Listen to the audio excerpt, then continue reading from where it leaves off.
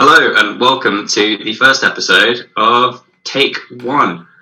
Today on the podcast we'll be discussing The Wolf of Wall Street and The Office US. So on the first part of today's podcast, we're going to talk the US Office. I want to go straight into it, boys. I want your favourite character. But Michael is not an option. I think everyone agrees Michael is probably a top 5 character all time. It's too easy to pick Michael. Owen, who's your favourite character and why? I think it has to be Creed for me. It is just an easy option of everything he says is almost nonsense, but it's brilliant nonsense. Like he just comes up with some of the most random stuff to say in front of when they're doing the VODs in the side room, but it just is so funny every time he opens his mouth. It's just quality. Alex, I heard you say before that you also like Creed. Any other characters? Well, Jim, with his chemistry with Dwight and the pranks, obviously. But Creed, what was it now? The episode where they're doing the murder mystery? Creed turns up full of blood. Yeah. And it's like, you know where it goes, and then it's like, oh, good dead. I want to throw you a curveball because I can guarantee that absolutely no one will say their favourite character, and it's not really my favourite character, but I am throwing it as a curveball. Roy, hear me out. Name a person with a better glow up than Roy. I think I could say Dwight had a pretty good glow up from, he ends up manager and he gets his. But I do agree, Roy goes from being the sort of jerky other guy or the husband to, it's a good shout. To be fair, I wouldn't have thought of it. Who else has a wedding at 8:00 in the morning? Who else goes from the fat, jerky guy to the ripped, tanned, learns how to play piano guy? Unrealistic, yeah, but I'm all for it. In terms of actual favourite character, I can only take Mr. Stanley Hudson. If there's any person I wish to be like in my later life, it is that man. That is a good shout. Alex, you suggested, and I'm going to say it's just a suggestion, that Jim was your favourite character, which leads into my next point. And now I didn't think this the first time watching through, but the second time, are Jim and Pam annoying? No. They've got chemistry from the get-go where it's it's just nice to watch, where they're having that little flirty banter from across the office, the eyes, the little jokes they do with each other. No, I could see why if other members of the office would think it's annoying, but I think they're great together. And the wedding as well is pretty cute. Bit off the cuff, innit? So I think it stops. I think it stops at the wedding. Up to the wedding, or sort of up to where they're together, I'm all for it. But after that, Owen? Yeah, I do agree that the best part is the run up to the wedding, and then when that happens, goes off a bit. But they're still a great couple, in my opinion. I think they're a good couple. I think I see what you mean though, Matty. With it can be annoying. Where I think there seems to be. When you're watching it the first time, you're sort of very invested in where they're going. You want them to stay together and a lot of that. And I think you will still be in a second watching. But I think knowing that they end up together at the end, knowing that it's still like, so you know that when you get to the end, it's gonna be like, oh, okay, yeah, actually, we know we know what's gonna happen. Getting there, I think, can be seen as annoying because there's a lot of like, what do you call it? There's a lot of friction created for almost no reason. Like in the last season, they throw in this, oh yeah, by the way, Pam's replacement's hot, and she wants Jim to like tell her that she's hot, and it upsets her. And this whole business extra thing that Jim's got is causing friction between them, and you're just a bit like, yeah, we do get it that probably would cause a bit of strain on a marriage, but also like the only conversation they ever seem to have together seems to be in the office. They don't seem to talk at home. Everything seems to be sorted out on camera at the office, which is part of the show, the way the show's set. But it's probably why it's called The Office and not the home. But like, if it was an actual person, they wouldn't be sat there airing out their grievances with a microphone strapped to them. They would be sat at home doing it. Like, I don't know. It just that bit does get annoying for me. But like he does, I think they're an amazing couple that I loved watching get together and the whole thing, develop a family. Family, yeah. I suppose if you're into that, fair enough. But going back to Chris for a second, it was with the blood that was on Halloween when it just turns up and it's a massive coincidence. Yeah, Creed was iconic. There was a headline that came out earlier this year. Headline that definitely caught my attention. I assume it will caught a lot of people's attentions. Steve Carell wanted to return for another couple of seasons, but it was NBC that didn't make the offer. A lot of people suggest that the 2 seasons after Michael's gone aren't as good, and they kind of just came to an end. What do you think in terms of Carell? Did he leave at the right time? Would we have still got good seasons after he left? If he didn't leave, sorry. I stopped watching it a few episodes into after he left. So I'd say definitely should have remained. Like, I don't really know why NBC didn't do anything else with him. I just didn't think it lived up to the past. What's the word? It's excellence that it was, because it was a brilliant TV series in my opinion. I do think though that the way he left was so well done. Like, it was really, really well done. Amazing. And it gave a proper, like, almost a closure to that character that you're like, okay, he's actually going to be happy off in his life with Holly. He's going to be, like, he's going off to make a family. And then when you see him again, last episode of the whole show, he comes back. And that is also a great moment, because I don't think anyone's expecting it. Maybe if you've got to that point in the office, you're getting a bit fed up of it. You're a bit like, oh, God, this is getting a bit repetitive. So they're starting to talk about wrapping it up. And then suddenly he's back again. And you're just like, this is amazing. You get a bit of catch up in what's happened in between. He's got kids, it's whatever.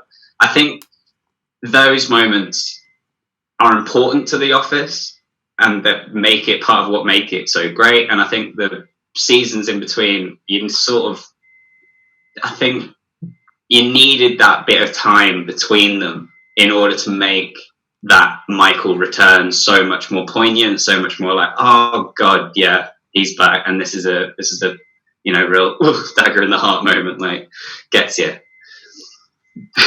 It was also a prank from Jim though that led to that moment. It was like his last prank, which. Yeah.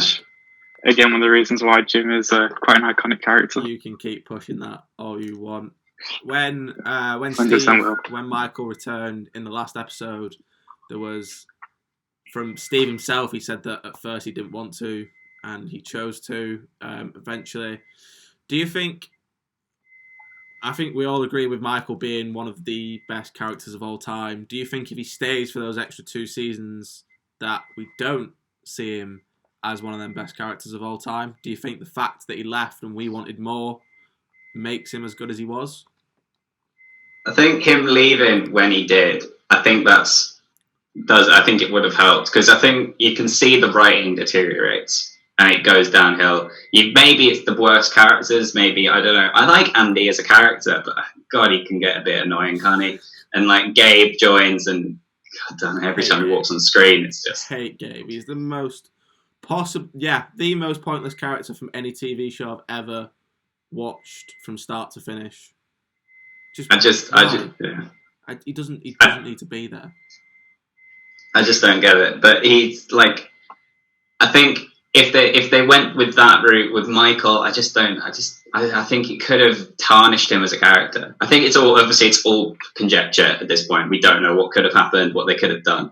But I don't think it's unfair to say that there is a good chance that it wouldn't have been as good as the previous, whatever it was, 6 seasons. Maybe they should have just finished it at that time. Found a nice way to wrap it all up and just end there instead of having these other 2 seasons where Michael wasn't actually involved, where I'm sure the viewership at the time did decline. Because I know a few people who stopped watching it after he left, as did I. I think problem is it was still making massive money. It must have been like they wouldn't have come 2 more seasons out of it. It must have been one of their like top shows for them to drag it out. I think it got a natural-ish conclusion, as natural a conclusion as a show that's been dragged out like that can get, with the documentary eventually coming out. I do like the last episode of, the review on the documentary. I think that's a nice little touch, since we did obviously have all this time of putting it together. We may as well see an end. Just the last little roundup on the US office. What are your boys' most favourite, most iconic, most memorable moment from any of the 9 seasons? The health and safety scene. I think it's just got to be with Dwight making the little Hannibal Lecter noise to put in the dummy's face on his face. Oh my days, it's hilarious. Every time I watch it, I'm in stitches, and it's been 2 years since. I'll just show, it pops up on my Facebook feed a few weeks ago. I just showed my mum. She's never seen The Office. She was dying. It's just one of them scenes, isn't it?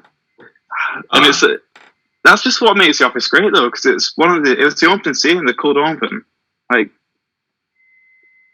they were all great, all of them.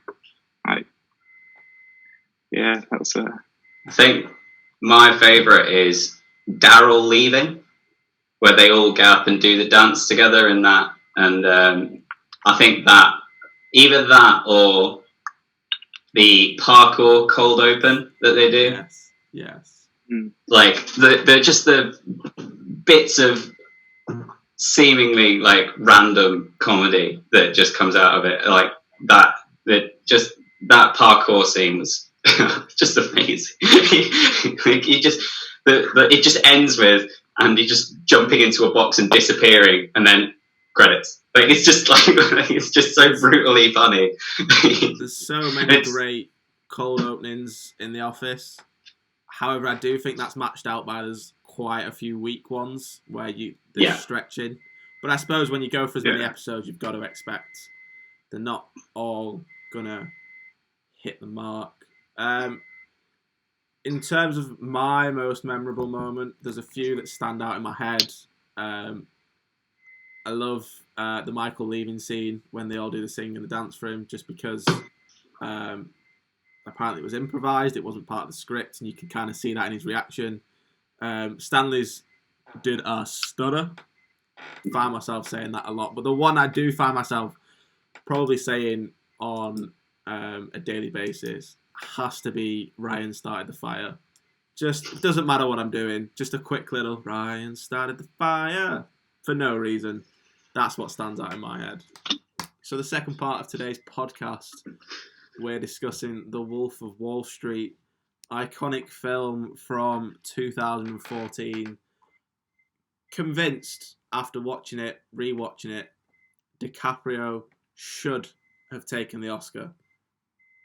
Thoughts? I agree that it should have, but if you've also seen Matthew McConaughey's role in Dallas Buyers Club, then was pretty perfect. But no, Leo played a great role, and no faults to it, really, is there? I just Nice don't think on it grow was. up and I just don't think it was ever going. I don't think it was going to when McConaughey and Dallas Buyers Club came out. You just like it was. It's the themes in that film are very Oscar bait.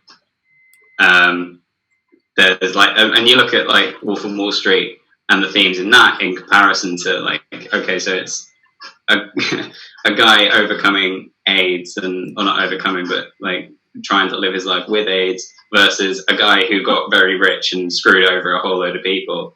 They're more likely to go, yeah, well, the war, the one that's a bit more. I know which kind of film I prefer, but I also know which kind of film the Oscars would prefer. Yeah. Do we think up to this point this was potentially DiCaprio's best performance? I think he won an Oscar for Revenant, and honestly, his role in Wolf of Wall Street was so much better than The Revenant. So I still stand by, like it is Leo's best role in my opinion. I mean, every movie he plays is great anyway. Like, what's it called? Django Unchained. Which is before Wolf of Wall Street as well. I think I liked him in Django a bit more. I think there's more about that character, but maybe there's. I've not seen either film in a little while. I think, to be fair, I think if he wasn't going to get an Oscar for Django, I don't think he was going to get an Oscar for this. I think The Revenant was designed just to get him an Oscar. If you like that kind of film, fine. It's not the most exciting, but it is Academy Award-esque. As for DiCaprio in The Wolf of Wall Street, easily the best character, I'd say. Might disagree. Some people go with Jonah Hill and his portrayal of Donnie. I don't know. I think I liked DiCaprio as in that film a lot more. I think Jonah Hill always struck me as annoying. I never thought I don't know if he was trying to be, if the film was trying to make him funny, or if he was actually trying to be an annoying character, kind of a tag along in that sort of way. There was some funny bits, like when he when he quits his job. Like that is a funny moment for me. I found that I would just quit my job right now if you're all right, do it. I did think that was quite funny, but the rest of it for him, I just always felt like he was always sort of just there, and things he was contributing. Man, his point was just to entertain everyone. Like, he was a bit of a tag along, but he's just that person in the crew who just everyone wanted around. Just made everyone laugh. Didn't contribute too much to the actual business. Just a laugh on it. That scene where he in front of Margot Robbie, and he is high on, I think it's Quaaludes in the beach house, and he just pulls down his shorts and going to town on himself. I think the whole beach house, just the scenes from start to finish in the beach house are just amazing. Yeah. Even the whole Steve Madden thing. I like the idea of the film that doesn't focus too much on the, what would you call it?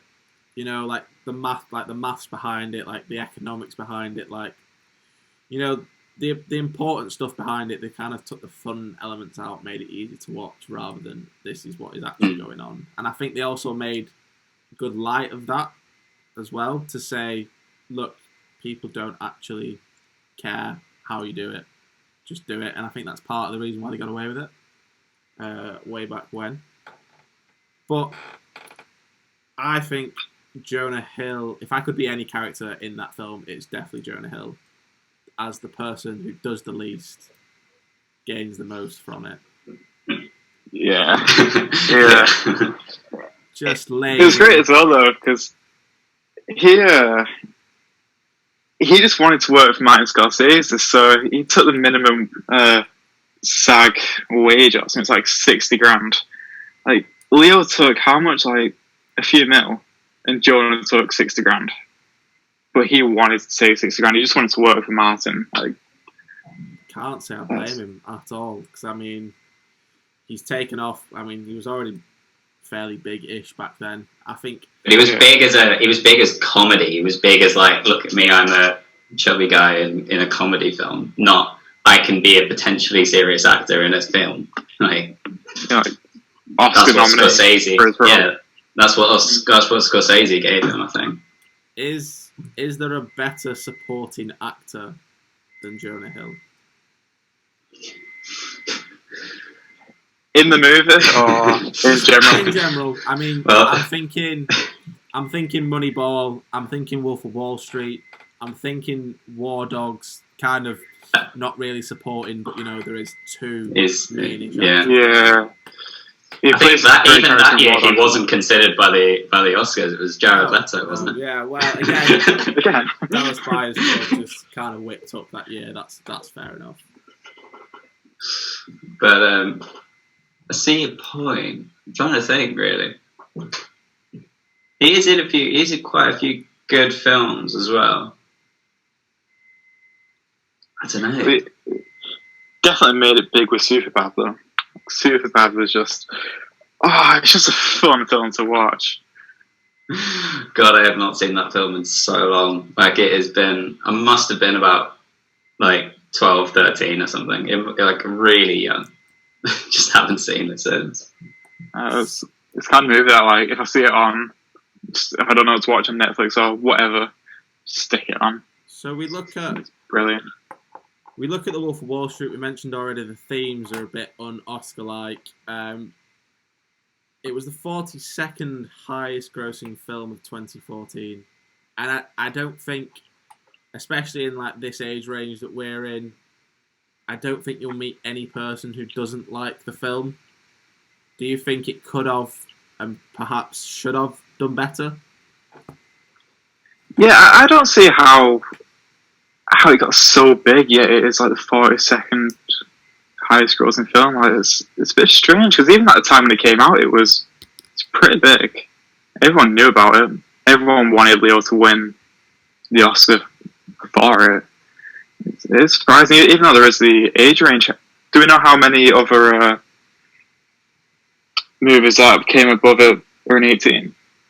I'm just pulling up the list now. Obviously, a lot of the top ones, you've got two Marvel films up there. The Hunger Games, which was into its third installment by that point. It's already got it. Lego Movie, Transformers, X-Men. 22 Jump Street, again, Jonah Hill sits 12th on the list. So, not really a supporting actor in that one. Definitely probably the main. Yeah. However. But again, you've got other big films that finish, I'd say, quite far down. Interstellar, for example, was the 15th highest grossing film. Frozen, 20th. The Fault in Our Stars had quite a lot of hype around it. That's only coming in at 25. The Equalizer, Fury. American Hustle, which was also up for a lot of the Oscars that year, only came in at 39, not too far ahead of Wolf of Wall Street. Where did Dallas Buyers Club come in at? Dallas Buyers Club. I have no idea. I just had a quick look up, and I think it is worth mentioning that it is the second highest grossing 18 rated film. What's the first? I think it's a well, 50 Shades of Grey. Well, yeah, that makes sense. Yeah. So, like, it is a. Did you say Gone Girl was higher though? I think it was, yeah. Because it's got this one has got it. Oh, it's got. I might be wrong. Gone Girl Just took reread in- this slightly. It's UK box office. Gone So- Girl took in $166 million, puts it 17th on the list.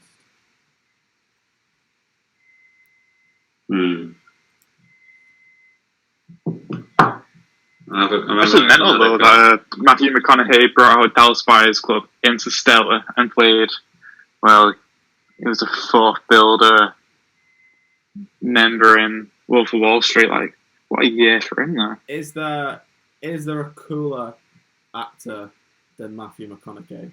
I mean, in that scene, it's arguably the most talked about scene, and it's the only one he does, which is probably why he's the fourth billed actor. Just because you think of Wolf of Wall Street, you instantly go for that song, that scene, that moment. Is there another moment in there that people think of more?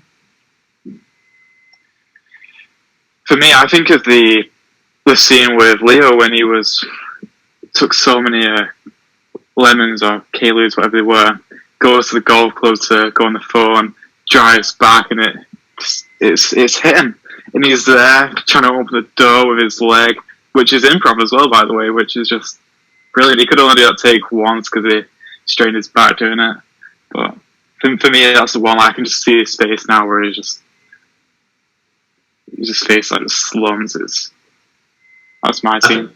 I think both of those, obviously, they both come to my mind immediately. They're amazing, amazing scenes. But I think the one that goes straight to my head as well is the bit on the boat where these agents walk up and he's like just sat there so arrogant, so unconcerned with anything they have to say. And then he literally is just throwing thousands of pounds at them as they leave. And I think one of them has to go, no, don't take any.